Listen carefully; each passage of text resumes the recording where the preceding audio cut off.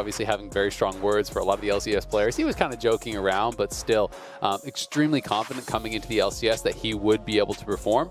Revenge has brought out back-to-back Gragas games. I want to see if he's going to go straight back to that again, or if he would look towards something like the Renekton. I think with Taliyah already being locked in, taking away the Renekton makes a lot of sense. That combo has been so popular in the lock-in tournament thus far. Point and click stun from the Crocodile. Taliyah flings you up, and you can pretty much get one shot off that.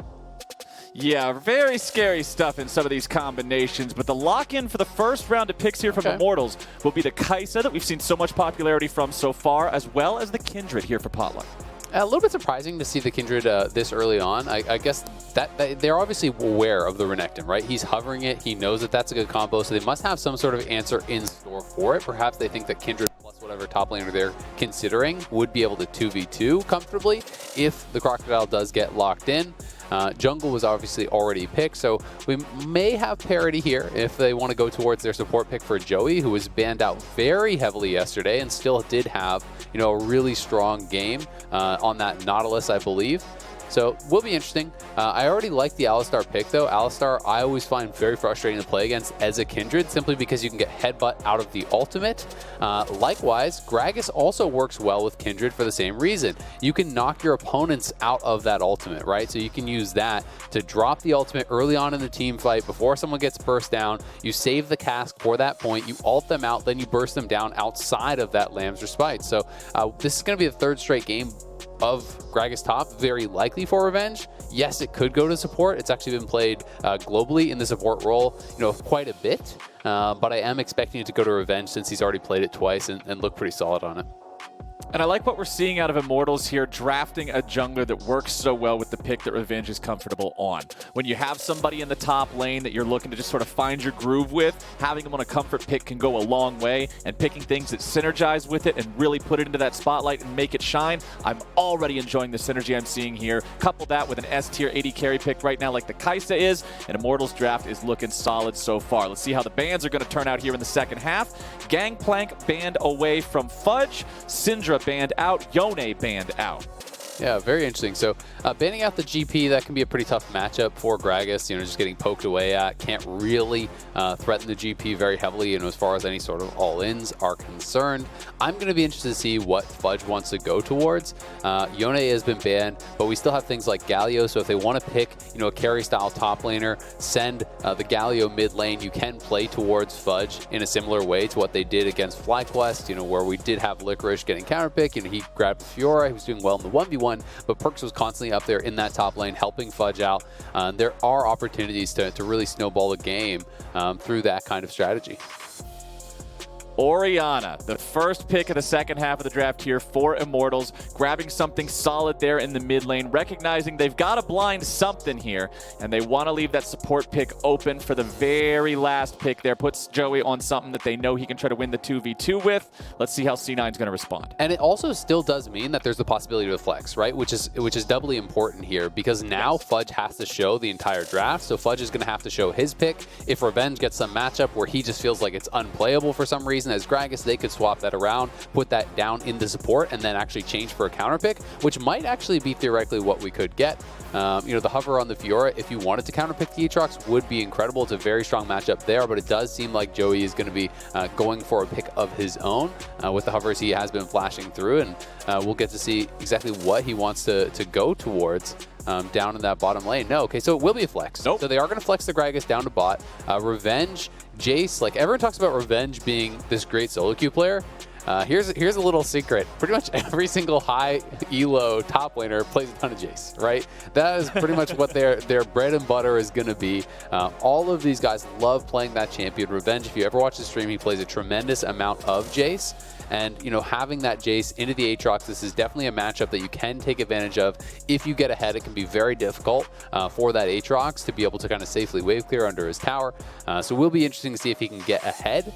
That being said, you do have to deal with the Taliyah. If you're pushing heavily, you can get walled off by the Taliyah ultimate, and you can get all-in, of course, by the Aatrox plus that Taliyah combo. So going to be pretty interesting, you know, because Jayce is one of those champions that I do feel like has to have a pretty solid laning phase to really contribute a lot later on. Oh, I 100% agree. It is a win lane, win game type of champion. That sort of philosophy has always been successful in a solo queue environment, like what you've been talking about with high elo players.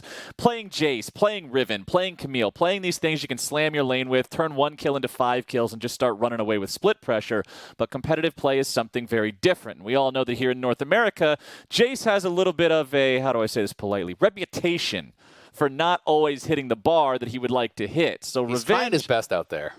He is trying his best, but sometimes his best isn't good enough. Poor old A lot of Jayce. participation ribbons. We'll see if Revenge can step up here, because I actually like the fact that he's taken on the Jayce. He's embracing that. He knows that he's going to have to butt heads with the NA Jayce meme, but it also means that if he pops off, hey, he gets to pop off that much harder. You know people are going to be impressed if you're able to win with the Jayce in North America. So I'm excited to see him really take this Chad 1v1 top laner up there and see what he can do with it. But of course, when you're playing a champion like that, Azael, it's not just about you. Your jungler has to make sure that he's properly warding, shadowing, protecting you, all of those things. Otherwise, it's so easy for the enemy jungler to just shut it all down. Exactly. I mean, that's one of the things I like to talk about the most, and it's one of the things that can sometimes be overlooked. You know, sometimes when top laners are asking for help from the jungler, it's not about like, come camp me, gank me 24/7. It's just get deep wards, because when you're playing a champion like Jayce, the way that you dominate lanes is by pushing and harassing your opponent as they're trying to CS under turret. Being able to shove up to the tower and threaten turret plates and be able to,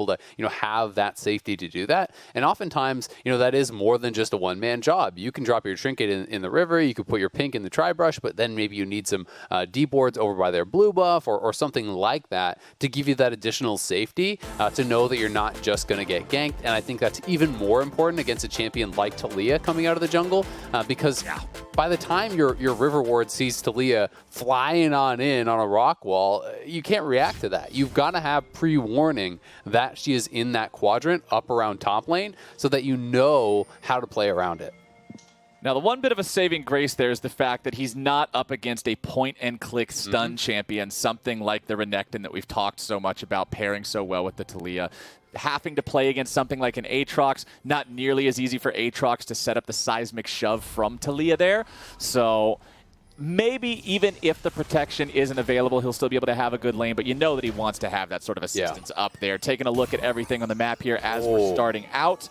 It is 2 teleports to 1 teleport, that favoring Immortals for those late game rotations. Perkz has opted to go with the heal in the mid lane on the Zoe, has Electrocute there as well. Topside Fleet Footwork for Fudge's Aatrox, just going for a little bit more sustain here with his rune in this lane. Oftentimes we see Aatrox go for Conqueror, but when you're up against Jayce, you're not going to be able to reliably get that going and have those extended fights that you want to have. You can disengage rather easily, so rune choices all making sense here. I've got to say though, I am actually really surprised by the heal on Perkz.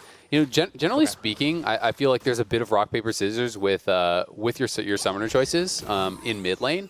And if someone goes defensive, then like out-greeting them is often the better choice, right? So, when his opponent is going TP, you either want to match the TP generally with your own, or you want to go for the aggressive option to try to punish the TP. Heal can't really do either of those. It may be useful, if he gets ganked or something like that, but Orianna generally isn't a champion with a tremendous amount of kill pressure, so you don't expect him to actually need to have that heal defensively to survive the lane. And if you don't need it defensively to survive the lane, then, why not be able to match TPs to better control the waves or go Ignite to try to actually threaten a kill on this player who isn't playing with a defensive summoner? So pretty surprised by that choice from Perkz.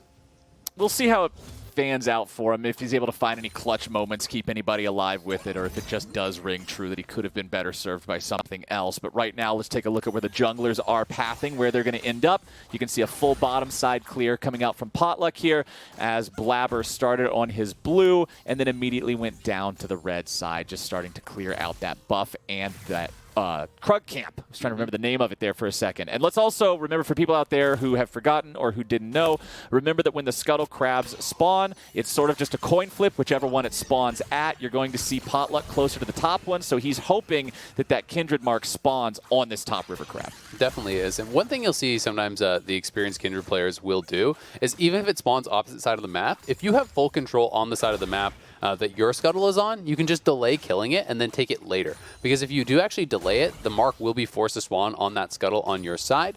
So there is always that option.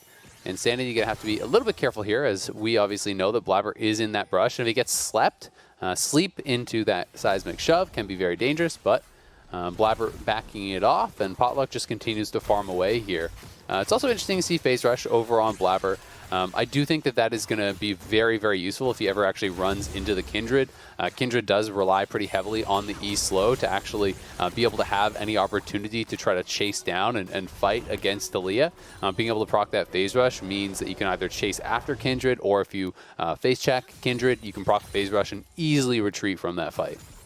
So what we just saw there, too, was Blaber showing himself walking through mid lane as he uses Smite on the top side Scuttle Crab. He sees that the bottom side Crab is the one that has the mark on it, so he doesn't care about giving away information to opponents. He just wants to get to that Crab as quickly as possible. And as soon as Blaber walks into vision in mid lane, you can see Potluck stop his pathing towards bottom side river and immediately start to channel a recall because he recognizes the bottom lane is also pushed in. Vulcan is roaming around. There's no way Potluck will have priority from his laners in that bottom side river. So really good stuff there from Cloud9, recognizing they can just hard force this, walk through mid, who cares, and guarantee that they keep that Kindred without a mark here off of the first couple of Crabs. Yeah, exactly. And a lot of that really is about the bot lane. You know, you mentioned it, and Vulcan came up pretty early, even like largely before he had even moved through mid lane. Vulcan was up there checking, making sure that Potluck hadn't gone straight to that Crab, because then if he had, he could actually try to contest it. But they're looking for an all-in here on the bot side. 2v2, Keith in some trouble, a lot of damage coming down there from the Infernum. Keith running away, but the flash follow from Zven says, see you later, buddy. First blood over to Cloud9. Cloud9 bot lane coming into the lock-in tournament hot. They got a 2v2 kill yesterday as well, I do believe, and now another one here, taking down Keith, getting first blood over onto Zven, and Revenge potentially in some trouble here too. Revenge trying to escape the Aatrox down to 250 HP, nearly out of mana. Time to go back to base and teleport back. He is not in any condition to continue laning here. Nice moves from Fudge early on. Yeah, that was actually really close to him getting snapped back with the chain. So let's watch this one more time. You know, yesterday, Vulcan was able to get this catch off of someone stepping too forward to trade. This time, it's actually Zven setting it up with the root. So once Keith is rooted there, it's not even like he can flash the combo. So there's no real way for him to react to the headbutt pulverize coming in from Alistar. So just really nice coordination, really nice timing. Perkz in some trouble. Heal maybe forced. Perkz? Nope. Okay, well, at least he has the heal to keep himself alive if he got any bit lower, but Insanity nearly able to take him out of the picture here in the mid lane, utilizing the shockwave as he hits level 6. You can see Revenge up here, only still level 5 against Fudge, but considering he's got help showing up, that ought to be enough. Fudge getting away, though, using the flash, and with Blaber nearby, they won't be able to chase him down. Nicely done, though. They do force out that flash, and the fact that he was 6 there was actually pretty key, the additional speed, but oh, he spotted him. Oh, Fudge! He stays too long, and Revenge comes in and gets the kill. But the fight isn't over just yet. Immortals trying to find a little bit more here. Vulcan has roamed towards the top river too, but Cloud9 disengages in time. Right when it looked like Fudge had managed to get away, Revenge finds the kill. Those lazy recalls, man, they'll get you every once in a while. You can really regret not backing it up a bit more. Potluck gonna be forced to flash, but he's probably dead. Oh. Potluck flashing over the red wall, trying to get himself away, but Blaber throws another rock, and Potluck is down. Oh, it's too bad because I don't think he realized that Alistar was still in the river. Had he known that, he could have actually probably just gone out to the right after flashing over the wall. I think he could have ran past the Raptor Pit towards his mid-tier 2 and actually escaped, but he didn't have information on where Vulcan was, so felt like he needed to run up and does get chased down. So Cloud9 getting that kill back on the top side. Immortals wanted to make sure that Potluck was getting control of some of those Scuttle Crabs, so they do get that for him, but costs his life. Well, at least a little bit of a bounce back there for Cloud9 makes up for Fudge's very avoidable death in that top lane river brush. So, bit of a silly death here for both teams now, but Cloud9 still commands a small gold lead. Let's take another look at how this went down with Potluck going after the Scuttle Crab and then paying the price. Yep, he did get that mark. Unfortunately, he didn't actually flash the seismic sub, so even though he did have the Dance of Arrows to hop over the wall and then was able to flash over into that red pit, he had taken so much damage that Blaber was confident he could actually chase him down. You know, if he had just flashed that initial seismic shove, I'm not sure if Blaber would have actually even committed his flash, because that would have been full HP, but now going on the bot side. the 2v2 just don't stop as Keith's health bar goes pop. Zven gets a second one, and Immortals are falling apart in the bottom lane. They are just getting crushed. Zven and Vulcan finding another opportunity here for the all-in on that bottom side. Keith getting put very far behind on the Kaisa. And this Kaisa Gragas lane just not being able to match up against Zven and Vulcan on the Alistar. Really just finding these engages constantly on them. That looked like a two-man headbutt pulverize. It did look like he caught them both. We'll have to check again in that replay, but really, really well done by this Cloud9 bot lane. And Immortal's going to try to get something back on this top side. You can see Joey immediately was heading up towards the Rift Herald, and he's going to try to help Potluck secure this because they have the push from Revenge. That is kind of their winning lane right now because Revenge got the kill on the lazy recall from Fudge, and he is up a bit in farm. They are going to try to look to play through top, but this means Keith doesn't really even get to play the game. Like, look where Keith is right now. He's back by his tier 2 tower, cannot even walk up because he knows Taliyah just killed Dragon. Zoe is missing from mid lane. Alistar could be behind him. There's no way he can even move up to farm. So tough stuff here for Keith, but let's get another look at this. They fake the recall and then just move up. So they just weren't expecting. I think they thought that they were already out of there. Then Hex Flash catches both of them there with that pulverize, knocking him up. Easy kill for Zven and Vulcan. Just really clever stuff. Just the fake on the base really did, I think, give them that kind of false sense of security. And the big thing for me is, this is the second time this has happened now. Normally, if a team makes an error in a 2v2, dies without enemy jungler even showing up, you just see them start to play very defensively. They don't want to end up bleeding out any more gold, and it won't happen again. But before 9 minutes to grab 2 of those kills just like that in the 2v2, not a good sign for Keith and Joey. Zven and Vulcan know exactly what they're doing. They know these power thresholds. Now up in the top lane, let's see what Blaber can do. Looking to help Fudge out here a little bit. Revenge running away, but here comes the Weaver's wall. Revenge again tries to disengage, but a well-placed wall says no, sir. And Cloud9 finds their 4th kill of the game. Yeah, Revenge wasn't even that far up, but without your flash, if the Weaver's wall gets behind you, there is no way out. So a great gank there from Blaber. Potluck moving up towards that top side, but not in the right place at the right time, not really able to try to defend his top laner. He will be able to pick up a lot of these little Krugs, which is where most of that gold is these days, and maybe soak some of the experience at the turret, but unfortunate for Immortals because that really was kind of their one major advantage. That was where they were winning on the map. Now gold is actually equalized and he's down in experience just off that one gank because we all know in top lane it's the second kill often that matters more than the first because that is the one where generally people don't have teleport available.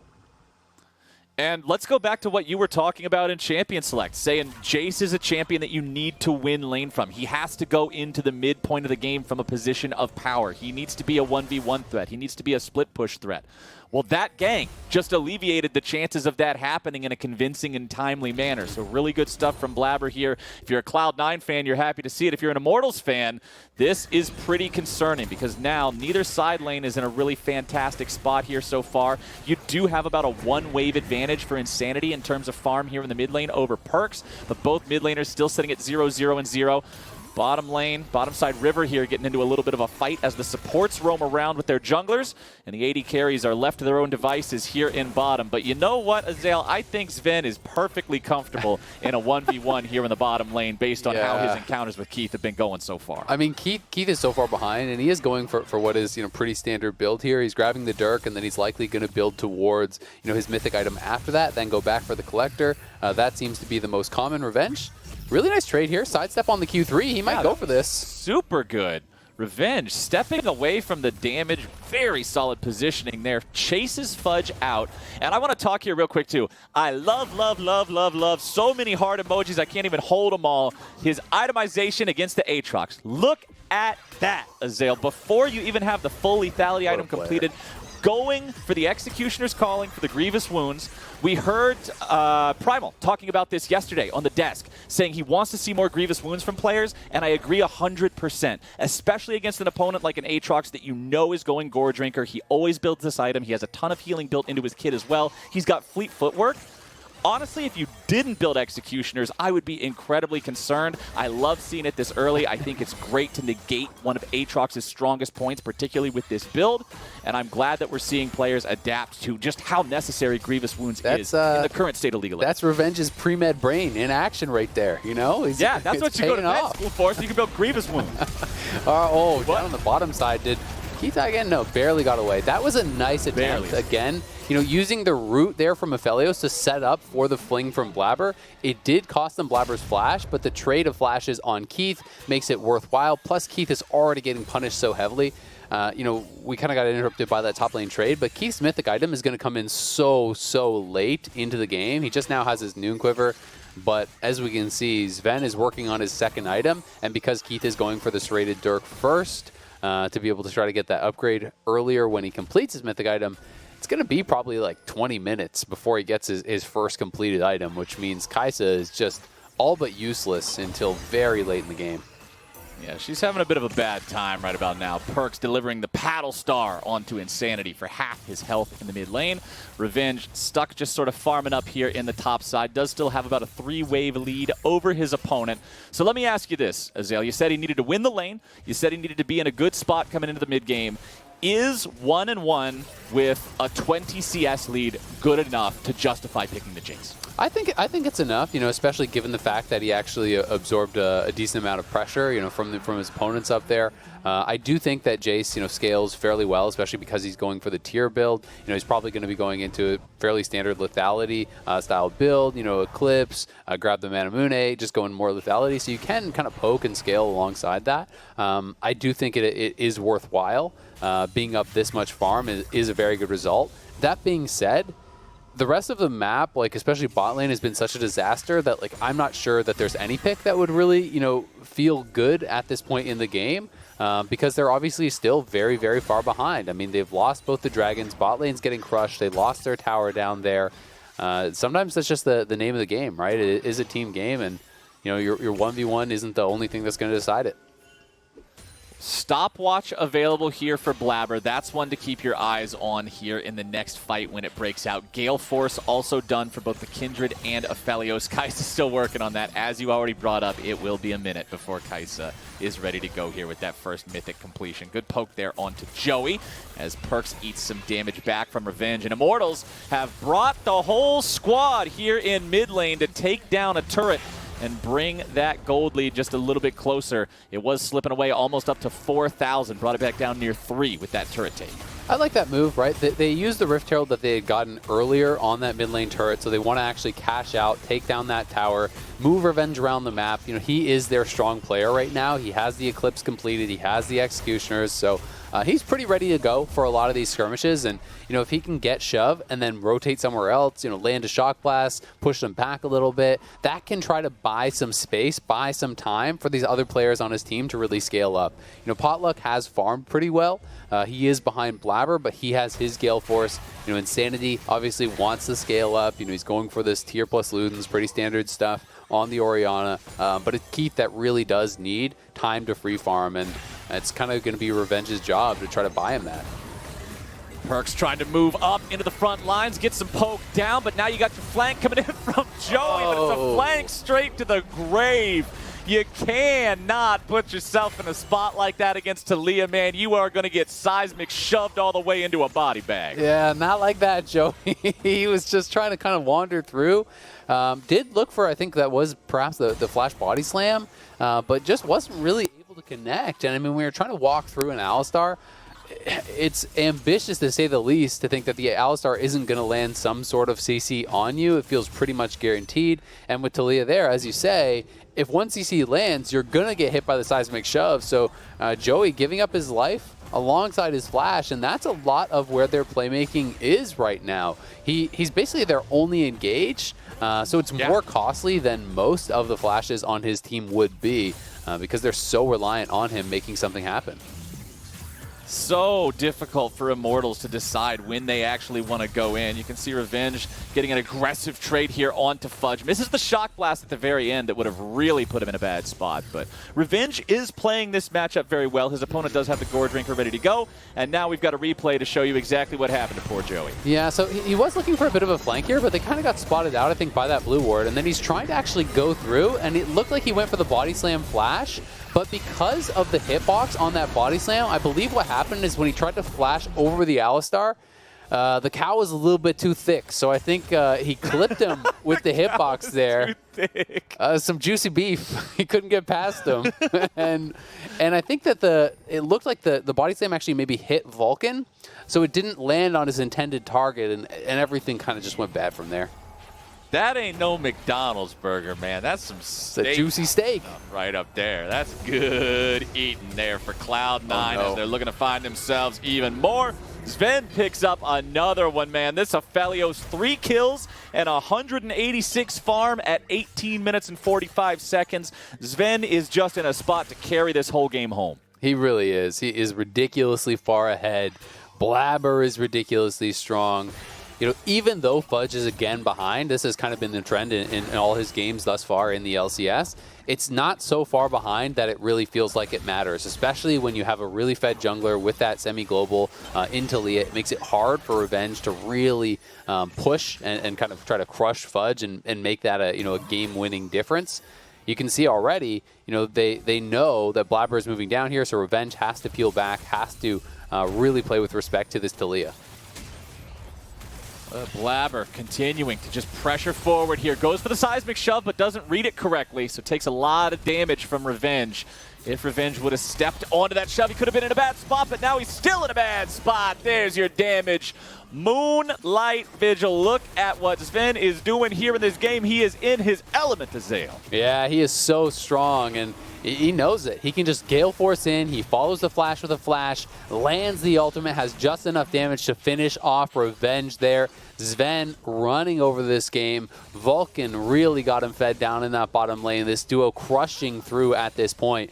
And, I mean, checking in on Keith, I thought it would be at least 20 minutes before he has his Mythic. Maybe he has it now on base, but we're coming up on Soul Point here in 4 minutes for Cloud9. Look at the itemization difference between these two marksmen. Yes, I think Keith will probably have his item now, and he does have the Gale Force. Just completed. Zven is going to have his third item very likely before Keith has his second, right? And you have to fight at this next dragon, or you're just giving up a free Infernal Soul. So it feels like the game is all but wrapped up, to be honest with you. Cloud9 are just in such an incredibly powerful position. It's going to depend on Joey getting some sort of a miracle engage, right? The fight must begin with Zven or Perkz or Blaber, a major kill dying instantly. And honestly, it probably has to be Zven and no one else, because even if you kill Perkz, Zven will probably just carry the fight if you spend all your cooldowns to kill the mid laner. So very limited options. And when you're playing on the other side of that, and you know that the only way you lose is if you get one shot at the start of the fight, guess what you do? You stand back and you wait till the Zoe pokes him a little bit. Yep. Well, I've got some good news and some bad news based on that analysis, so I'll give you the vegetables first. They're down 6,000 gold, and what you just stated is practically impossible. The good news, it's just practically impossible, not completely, and Joey does have Flash. So if there is some sort of a snowball's chance that this could happen, Joey does have the tools he needs to be able to do it. Now, the important thing is that those tools stay available until that Drake fight becomes relevant. If Joey loses his flash, if he gets caught out and has to flash away to live sometime here in the next 3 minutes, man, that just spells disaster for Immortals. Because I think without the flash, it is completely impossible to get that engage on Zven based on how he's been playing, how good his positioning's been this game. And how good at Cloud9 is at moving their vision around the map, right? Pretty much anywhere they want to play, they get a lot of wards. Right now, they have all their wards in the Baron quadrant because the dragon isn't up. There's not really any way to approach the areas that they're looking to fight without walking through wards. And it's also complicated by the fact that it feels like in current season, support spends so much time just kind of off on their own trying to give solo experience to their carries. And as a result, Joey is level 8 and Zven is 13. Perkz is 14, and probably going to watch Revenge die here. Oh, we got a couple of different plays in a couple of different places. Nice pickup onto Blaber as Revenge now stuck in the 1v2 should drop here. They'll give that one over to Fudge. So 1-for-1 across the map. Cloud9 losing their jungler for the first time. That should be some shutdown gold over to Immortals, make them feel a little bit better about the current state of the game. Perkz trying to play pretty aggro here, but now Potluck's able to catch him out, put some good damage into him. Continuing to jump forward here with a dance of arrows. Zven providing the cover on that one, making sure Potluck doesn't want to go anywhere closer. yeah, doing about 80% of his health in 2 autos. That's pretty good cover, Flowers. That's what I like to see. But they do get the shutdown. That is nice. So it is a trade of kills. More gold going towards the way of Immortals. But the Dragon is going to be up here in 140. Thankfully for them, it didn't cost them the flash off Joey that you were talking about. Revenge, again, just doesn't really have the proper warding coverage, but it's tough because if you're supposed to be the guy who's making things happen on the map, you're the only one who's strong, so you feel some pressure to actually push out these waves and try to make something happen. But because they don't have any presence on the map, they have no warding, everywhere you go is going to be dangerous. It's so easy for that to happen, but if you just accept it and sit back at your 2-2 tower, you've already lost the game. 70 seconds to go here now until that ever so important Drake Soul spawns. It is a 6,000 gold lead. It's Joey getting over the wall with the flash.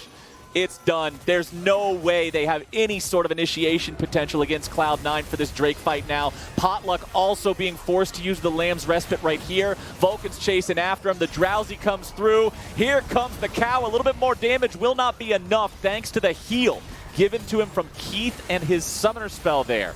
So at least he's not down. Potluck's still in the game, but without the Kindred ulti, without the flash from the Gragas, this Dragon fight is nigh on impossible here for Immortals, as they'll have to walk into that vision you were talking about, that lack of vision, I should say, and any brush could be the death brush that Cloud9 set up around. Exactly, and Cloud9 is setting up that vision now. They've also lost the tier 2 bottom lane, so they don't even really have a good staging ground. You have to be face-checking through this Taliyah and potentially the Zoe, who's going to be in the fog there. This is really, really scary for them. They see that Zoe's around, and I'm not sure how they're planning on trying to take this fight, how they're planning on approaching, but I think at this point, they basically just made the call. This is our do or die moment. We must challenge for Soul, and I've got to say I agree with them. Yeah, there's absolutely no way you win this once they get Soul, when they have a composition like Taliyah and Zoe. It's just not going to happen, and now the Soul's already been secured. Perkz trying to get away, but he will not do so. Keith getting his first kill of the game here, taking down Perkz. Blaber in the stasis, staying alive. Immortals still looking to find something else here. They got a 5v4, but some health bars are low. Vulcan and Joey both under half. Immortals will win the fight. They got one enemy player down, but unfortunately for them, they lost that Infernal Drake. That's 4 in a row. That is Soul for Cloud9. I feel like Immortals just need to YOLO the Baron. That's your only hope in the game. Like it's probably already doomed, and this probably won't work, but you got to do something. You have a tiny advantage right now because Perkz is already dead. But as soon as he respawns, it's Soul. It's a 7,000 gold lead. It's all of that you're dealing with. So this is their last chance, really. They've got to all in on the Baron, try to get something done before Perkz is here. We'll see if they can make it happen. Vulcan's already stopping him. Nice initiation coming out there from the Cow. Joey getting away in the stasis. Damage coming over the walls. Zven is unstoppable. He's killing them all. Double kill over to the AD carry from Cloud9, and the rest of the squad's going to clean up everybody. Blaber grabbing a double of his own. Make it a triple for the Blabberfish in the jungle. The ace for Cloud9. Put the TY for leash in the all chat. And look at what they've got themselves. Azael, 10,500 gold lead, 11 kill advantage. Drake sold to nothing, and everybody's wearing purple. This is the Cloud9 fans were hoping for from their team when they got Perkz. But it wasn't Perkz this game. It's Blaber, it's Zven crushing through this game. Zven and Vulcan back-to-back games have decimated the opposing bottom lanes, and it has been so incredible to see how well they are able to extend these advantages. When you look at Zven and see how far ahead he is of Keith, it is just insane in this game. Oh, Kindred using the Lamb's Respite in time there right as she took a nap. Would have been a much longer nap with a black and white screen if that ability did not get activated. So Perkz quickly and effectively removing one of Immortals' greatest team fighting tools. And now he and Vulcan looking for a potential collapse onto Keith. But Keith knows this is coming, gets himself back. 2 inhibitor turrets already cracked immediately after the Baron was secured.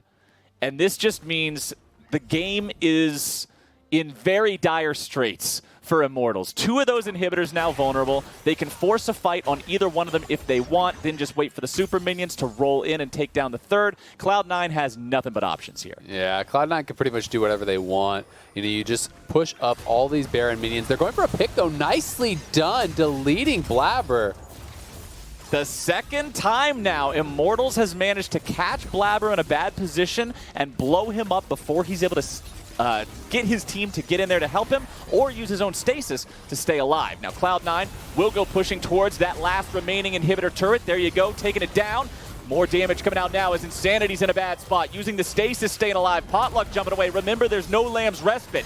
2 members of Immortals down to just barely any HP, having to go back to the fountain. Despite the fact that Cloud9 is 4v5 on this map, their gold lead is 12,000. So even with a player dead, they still have more active gold in combat power out on the map in a 4v5. Exactly, and I like that Immortals are taking their swings, though. They're not just laying down and dying. They are looking for these engages. It's just they're so far behind that the one pick doesn't do much for you at this point, right? You know, they're able to land the Gragas ultimate, the shockwave, Keith ults in, they get the kill. All these things are happening correctly, but you said it. I mean, Zven is almost unstoppable, right? They have so much more gold on the map, and really, unless you can kill off the Aphelios, you can't win the fight afterwards. Like, look at that. He's 4,400 gold ahead of his opponent. And Keith is the richest person on his team at this point, right? So he's nearly 5,000 gold ahead of most of the players on the opposing team, which is just insane. Like you can add Joey's gold to most of the people on his own team, and he's still behind Zven practically. It will not equal the enemy AD carry. Holy moly, man. When you put it like that, Zven is just absolutely running this game here on Summoner's Rift. Meanwhile, we have Perkz at 0, 1, and 2. He's kind of just been playing PvE the whole game, hitting minions with bubbles, just throwing out a paddle star here and there. It's a good game to be a mid laner, man. Just chilling out and relaxing a little bit here as Cloud9 has 2 inhibitors down.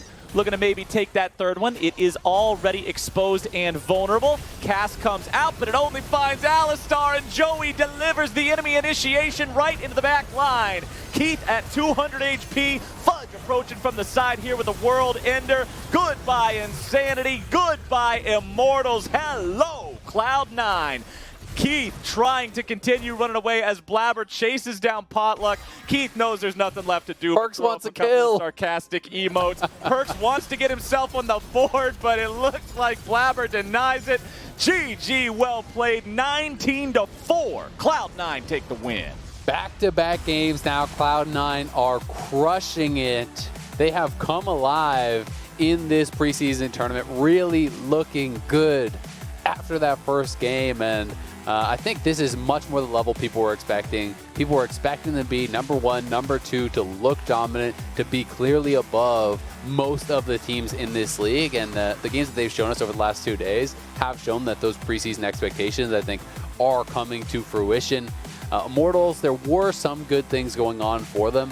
I think both their solo lanes held up actually pretty well. Revenge was winning top lane for pretty much the whole game, it felt like.